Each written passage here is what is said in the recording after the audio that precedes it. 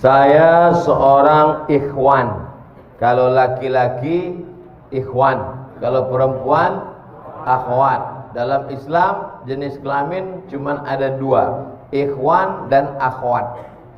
Tak ada wanwat. Ikhwan dan akhwat. Saya ikhwan, berarti laki-laki. Saya ingin nikah, alhamdulillah. Cuma calon mertua saya minta resepsi. Bagus. Ada seorang sahabat Nabi namanya Abdurrahman bin Auf. Siapa namanya? Abdurrahman bin Auf. Tangannya kuning-kuning bekas minyak za'faran. Minyak za'faran dipakai ketika orang nikah. Nabi nanya, Abdurrahman bin Auf, iya, itu tanganmu kuning-kuning. Iya. Kamu nikah? Iya. Aulim walau bisatin, potonglah kambing. Kenapa enggak buat resepsi? Calon mertua minta resepsi, bagus. Tapi harus megah. Wa na'uzubillah.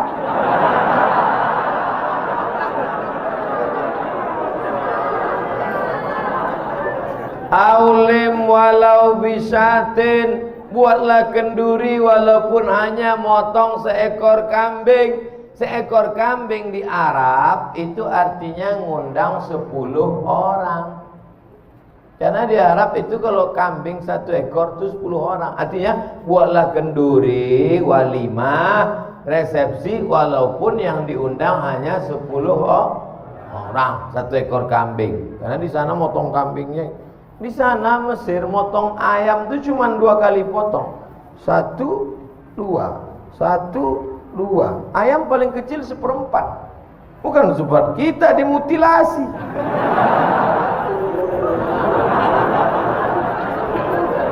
Hancur. Makanya orang Arab kalau makan tempat kita lihat, ini kena Hiroshima Nagasaki.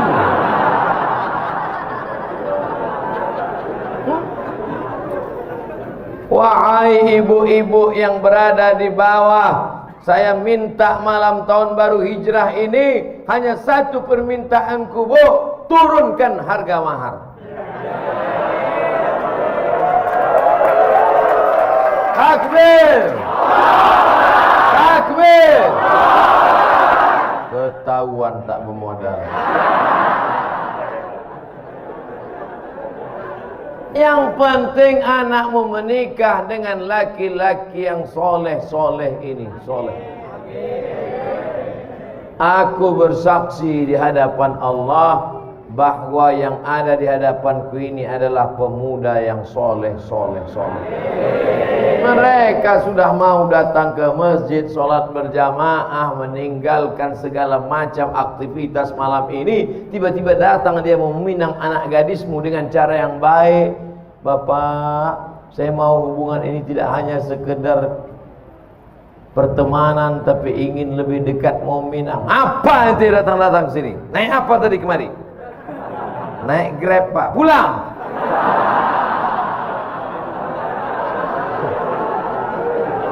Iyakunu fuqara. Kalau yang datang itu miskin, susah, yughnihimullah. Ada rezeki sendiri, ada rezeki berdua, ada rezeki bertiga, digabungkan Allah rezeki, dibukakannya pintu-pintu rezeki. Idza ja'akum man tardawna dinahu, kalau datang meminang anak gadismu laki-laki, dinahu, agamanya baik, wa khuluquhu, akhlaknya baik, fazawwijuhu, nikahkan dia dengan anakmu. Kalau kebetulan kau kaya, mobilmu mewah, duitmu banyak, katakan kepada dia, kau jaga anakku baik-baik, masalah urusan belanja ku tanggung dulu beberapa bulan, tapi jangan lama-lama kali. Sementara Allah bukakan pintu rezeki untukmu. Tapi kalau kau macam-macam sama anakku, habisi kau nanti. Cuman saya baru nabung, Pak Ustadz. Saya mau terus apa gimana, apa mundur, Pak Ustaz? Pantang mundur. Lanjutkan. Jangan mundur. Jangan mundur. Setapak pun kau jangan mundur. Allah bersamamu. Minjam uang Pak Ustaz? Enggak ada.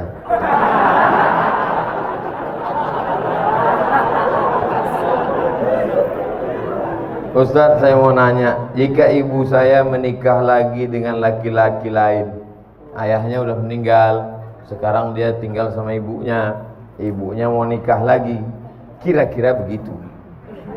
Apakah saya harus menghormati dan menyayangi bapak baru saya seperti bapak kandung saya, sedangkan kakak-kakak saya melarang saya untuk mendekatinya?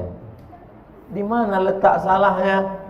Bapakmu yang baru itu rajin sholat berjamaah ke Jami' Al-Abrar. Dia mendengarkan ceramah Ustadz Somad. Dan dia pula orang yang baik, sopan santun. Kau tidak suka hanya karena dia bukan bapakmu. Itu takdir Allah. Itu ketetapan Allah. Kenapa kau tidak ridha menerimanya? Kecuali bapakmu yang baru itu sakau, pengedar narkoba. Itu pun kau tak boleh benci. Kau tetap baik sama dia. Tenang ya Pak, tenang. Kau pergi lapor ke BNN.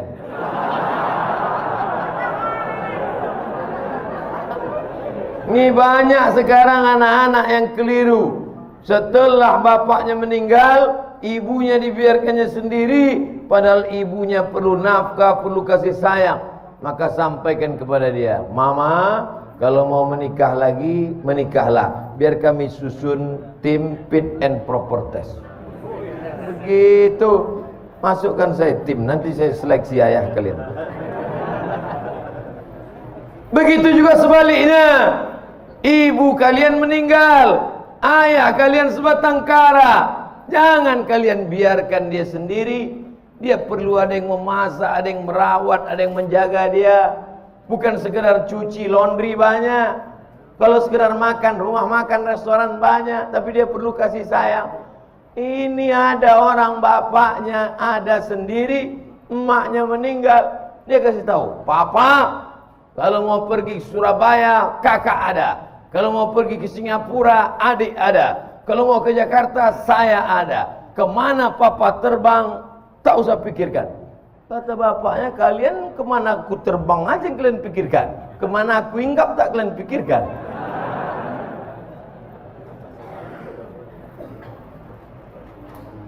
Saya ingin nanya, saya punya saudara.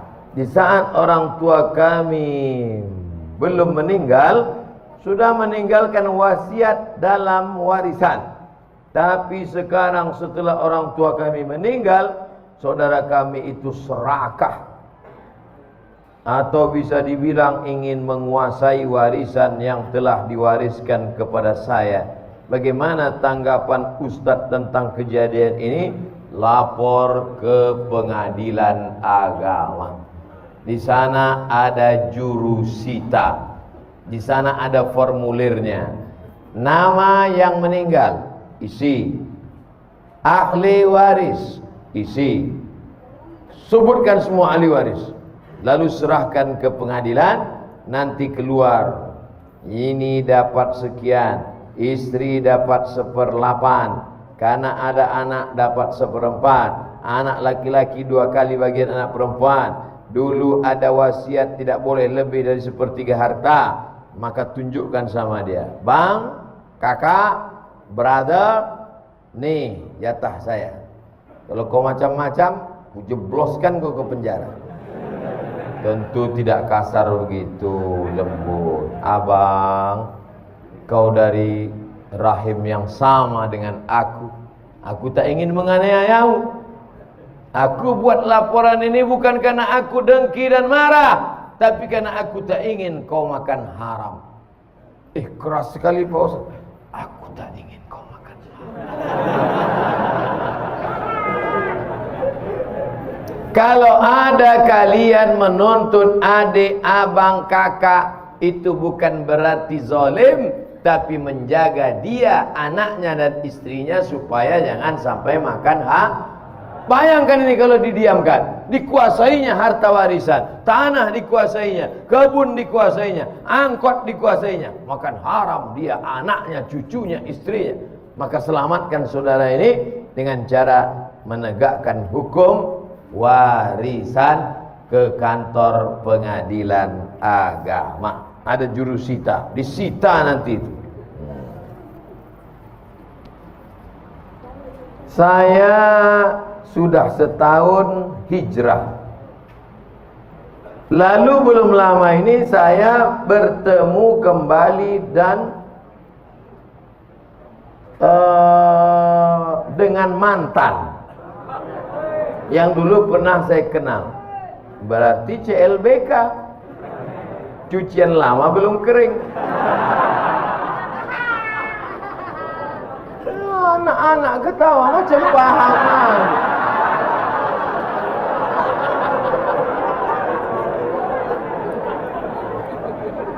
Dan saya melakukan maksiat, astagfirullah.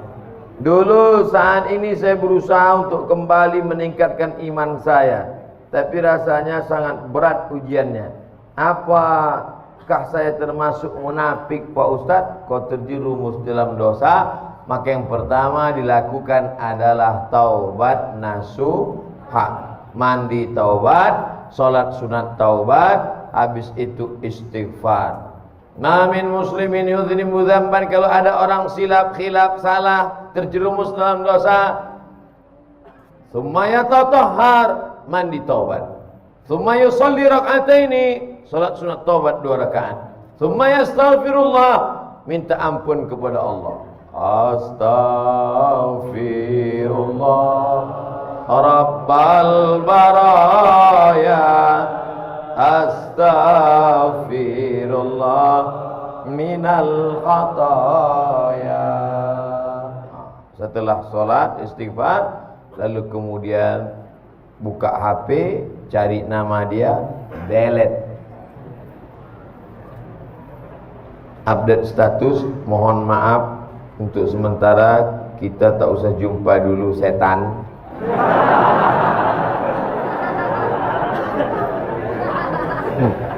Inna syaitana lakum aduun, setan itu musuh bagi kamu. Fattakhidhuhu aduwa, jadikan dia sebagai musuh. Setan tidak pernah ngajak selingkuh. Pernah tak setan ngajak? Ayo selingkuh. Tidak. Setan mengajak dari langkah pertama, tukar nomor, kirim WA, ASL please. La tattabi'u khutuwatis syaitan, jangan ikuti langkah-langkah setan, karena setan punya trik, punya tipuan-tipuan. Oleh sebab itu jaga. Adapun engkau, supaya jangan lagi kembali ke mantan, supaya cepatlah cari perempuan solehah, mudah-mudahan menikah tahun ini. Tanggal nggak penting, yang penting tahun. Karena banyak juga orang, kapan nikah? Bulan Mei Ustaz. Tanggalnya, tahunnya pun nggak pasti Ustaz. Sebelum berakhir 2019, mudah-mudahan yang sudah mau nikah, menikah. Azam, tekad kuat, nikah, istikharah. Kamu kenapa belum juga nikah? Calon saya 2 Pak Ustaz. Sudah istikharah? Sudah Pak Ustaz. Terus mana yang kelihatan? Dua-duanya. Jadi belum putus istikharah. Kalau udah istikharah putus, tinggal 1. Yang lain itu tereliminasi. Apa hukum orang suka zina, mabuk, tapi suka sholat? Man sholatuhu lam tanhahu anil fahsya'i wal munkar. Siapa yang sholatnya tidak mencegah dirinya dari perbuatan keji dan mungkar, falam yazdad illa bu'dan, maka dia bukan makin dekat pada Allah, tapi makin jauh. Oleh sebab itu kita mesti menjauhkan dari segala perbuatan ini, tinggalkan, buat komunitas pemuda hijrah, masyarakat remaja Masjid Jami Al-Abrar, berteman dengan orang-orang baik, ikut maulid, ikut pengajian, jangan lagi terjerumus pada perbuatan ini. Mudah-mudahan Allah membukakan pintu rezeki dan keberkahan. Bagaimana cara agar hijrah kita istiqomah? Pertama, an-nadamu fil qalbi, menyesal dalam hati. Wal iqraru bil lisani, diucapkan dengan lidah, astaghfirullah. Wal amalu bil arkani, diamalkan dengan anggota tubuh, rajin sholat, rajin pengajian. Tapi saya Pak Ustadz masih tetap teringat-ingat, terbayang-bayang sama mantan. Hilangkan nomornya. Hadiah-hadiah yang dia kasih dulu dalam bentuk gelang, cincin, rantai, anting, buang semuanya. Karena kalau itu masih dilihat, teringat, terbayang, buang. Dulu dia kasih ada sendal Pak Ustadz, buang, ganti sendal baru. Dulu dia nggak ada ngasih duit Pak Ustadz, jangan.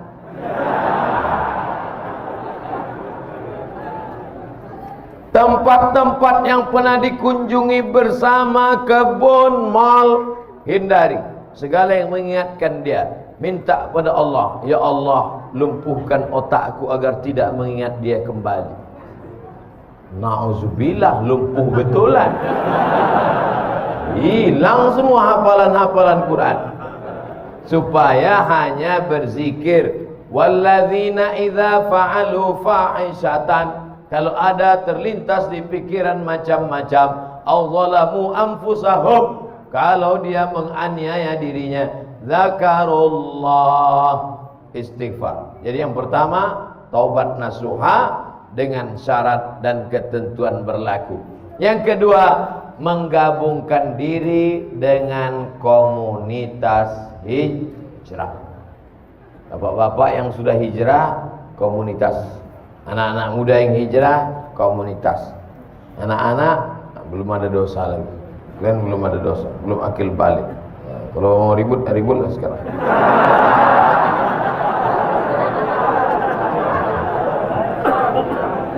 Gabungkan diri, karena ini lemah. Satu pohon kayu di tengah hutan, datang angin kencang, patah. Dengan angin puting beliung, tercabut. Tapi kalau dia di tengah kayu-kayu lain, angin kencang, dia slow. Datang angin kencang, dia slow aja. Kenapa? Yang pinggir-pinggir itu yang kena. Nah, inilah makanya berjamaah. Alaikum bil jamaah. Ini kalau kita ramai begini, setan-setan takut. Paling cuma ngintip-ngintip dari gelap-gelap. Makanya hari raya kurban, Idul Fitri, Idul Adha ramai. Untuk apa? Untuk menguatkan. Ini malam ini tabligh akbar ini ramai begini. Wah, yang selama ini imannya down, melihat orang ramai, bangkit lagi. Takbir! Bangkit dia. Begitu nanti pulang sendirian, lobek. Makanya harus terus pulang tidur. Besok jamaah subuh. Di kampus, di sekolah, di kantor, lagi bang pengajian. Komunitas FPI, komunitas jamaah, komunitas Born to Ride, Ride to Jannah. Oh, geng motor. Kap 70. Mantap. Touring. Mana-mana. Touringnya bukan tanggung, 6 jam. Di bengkel 4 jam. Enggak apa-apa. Yang penting kebersamaannya, bro. Bukan yang kau kendarai, bukan tujuannya, tapi ada kebersamaan. Pas lagi naik, kawan dorong di belakang. Betul, yang penting kebersamaan. Kata kawan di belakang, aku udah mau mampus, kau yang enak.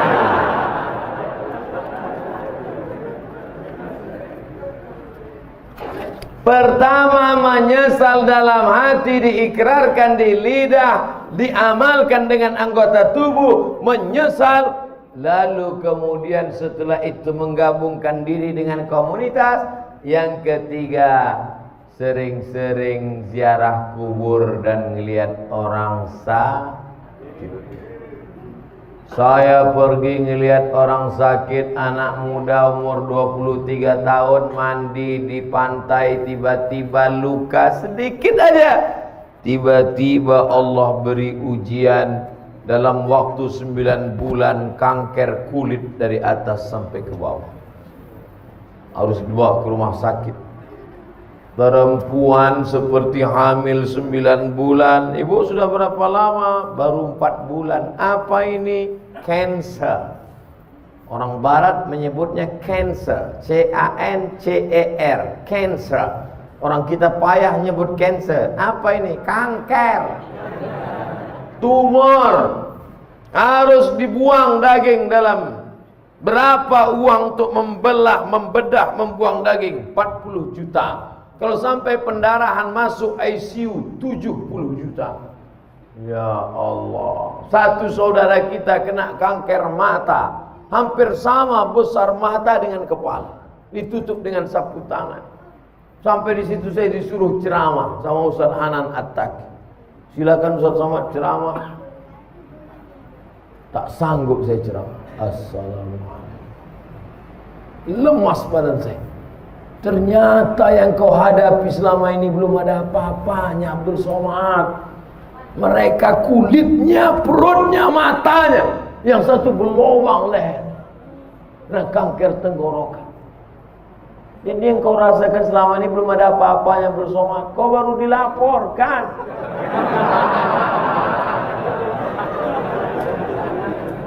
Kadang kita hidup ini kita merasa kita lah yang paling berat, kita lah yang paling. Ternyata pergilah ke rumah sakit, pergi. Besok Pak Ustaz, malam ini juga. Pulang dari sini, pergi ke rumah sakit. Kalau security-nya nanya, mau ke mana Pak? Jenguk. Ada keluarga yang sakit? Enggak ada. Jadi Bapak mau ngeliat siapa? Semua yang di rumah sakit nih mau kulihat. Siapa yang nyuruh? Nih Ustaz Somad, tonton video ini. Kalian pun jadi security di rumah sakit ini, ambil juga pelajaran. Ceramahi security itu malam ini. Hai security yang bekerja di rumah sakit, berapa banyak orang sakit yang kalian lihat, kenapa tak pernah mengingatkan kalian kepada kematian? Hai dokter spesialis, kenapa gaji kalian tak kalian sedekahkan? Keluarkan duit, potong, upload, like and share. Saudara yang dimuliakan Allah Subhanahu wa taala, apa yang kita cari hidup yang singkat ini kalau bukan mempertahankan iman istiqomah dan amal soleh. Yang disampaikan Ustaz Abdul Somad malam ini hanya sekutil, hanya seupil, hanya segelintir, 0,1% dari kajian Islam. Makanya besok kalau ada kajian Habib, datang. Ada baca kitab, datang. Ada kajian Ustaz, datang. Jangan pikirkan Habib siapa, Ustaz siapa. Yang penting datang majelis ilmu. Datang, duduk, dengar, diam. Ngantuknya pun ibadah. Kalau ada kawan di sebelah, ente datang kok tidur. Tidur ini pun ibadah.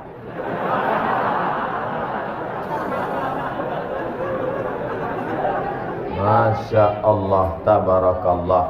Untuk mengharapkan keberkahan dari Allah Subhanahu wa ta'ala, mari kita sama-sama berdoa dengan kemuliaan surat Al-Fatihah.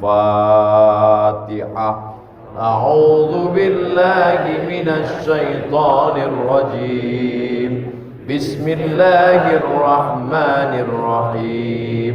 Alhamdulillahi rabbil alamin.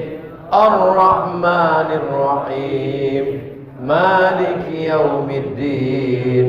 Iyyaka na'budu wa iyyaka nasta'in. Ihdinas siratal mustaqim. Siratal ladzina an'amta 'alaihim ghairil maghdubi 'alaihim waladdallin. Amin. Allahumma salli ala sayyidina Muhammad wa ala ali sayyidina Muhammad. Allahumma inna natawassalu ilaika bijahi nabiyyika Muhammad sallallahu alaihi wasallam wa bisirril Fatihah.